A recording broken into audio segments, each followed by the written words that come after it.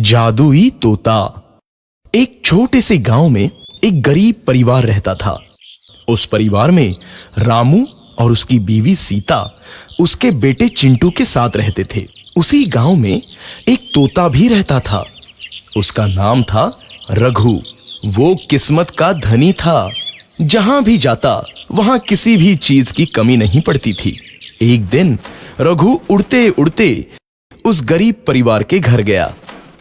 रघु सोचता है, अरे वाह, लगता है यहाँ आज बहुत अच्छा खाना मिलेगा। मैं पेट भर के खाऊंगा। वो एक कटोरी में रखे अमरूद देखता है। अरे वाह, अमरूद, मुझे तो ये बहुत पसंद है।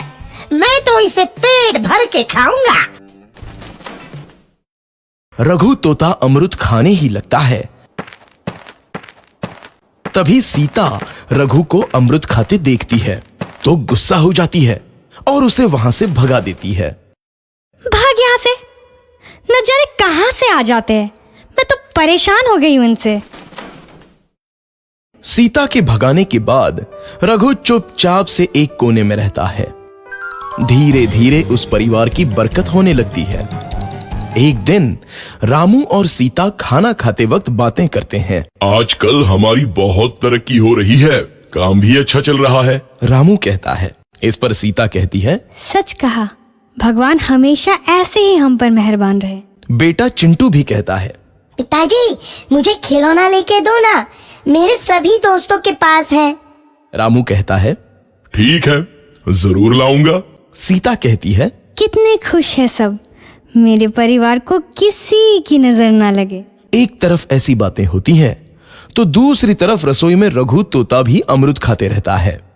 मजा आया, अमरूद खाया, मजा आया, अमरूद खाया, मजा आया। तभी सीता रसोई में आती है और रघु तोते को अमरूद खाते देख बहुत गुस्सा होती है। सीता रघु को बाहर निकालने के लिए पिंजरे में अमरूद रखती है। रघु जब अमरूद खाने लगता है तो पिंजरे का दरवाजा बंद हो जाता है और वो उसमें फंस जाता है। मुझे बाहर निकालो, मैं यहाँ फंस गया हूँ, मुझे बचाओ। अगले दिन सीता पिंजरा उठाकर बाहर दूर उस रघु को छोड़ देती है। रघु के जाते ही उनके घर आई बरकत धीरे धीरे कम हो जाती है। उन्हें बहुत घाटा होता है। सीता कहती है, ये क्या हो रहा है, अचानक इतना कैसे बदल गया? अभी तक तो सब कुछ अच्छा चल रहा था। रामू कहता है, लगता है भगवान हम पर रूठ गए हैं। चिंटू भी कहता है, लगता है अब मुझे खिलौने भी नहीं मिलेंगे। और वो रोने लगता है और बाहर चला जाता है। कुछ दिन बाद रघु तोता फिर से उस घर में आता है। वापस आया, मैं वापस आया, अब मैं जमकर अमरूद खाऊंगा। रघु सीधा रसोई घर में चला जाता है और अमरूद खाने लगता है। कुछ देर बाद सीता रसोई में आती है और रघु को देख कहती है, एक तो घर में पहले से इतनी दिक्कत चल रही है और ऊपर से ये तोता मुझे और परेशान कर रहा है। सीता रघु को वहां से भगा देती है। रघु उड़कर किसी कोने में छुप जाता है। कुछ दिन बाद धीरे धीरे उस घर की बरकत वापस आने लगती है। काम भी अच्छे से चलने लगता है। एक रात जब रघु तोता अमरूद खाने जाता है तो पिंजरा है। ये लोग आखिर चाहते क्या हैं? एक तोते को शांति से अमरूद खाने क्यों नहीं देते? मैं कौन सा चोरी कर रहा हूँ? बस अमरूद ही तो खा रहा हूँ। तभी रामू वहां आता है और पिंजरे में रघु तोते को देख उसे बाहर छोड़ देता है। ये तोता भी कितना जिद्दी है, बार बार वापस आ जाता है।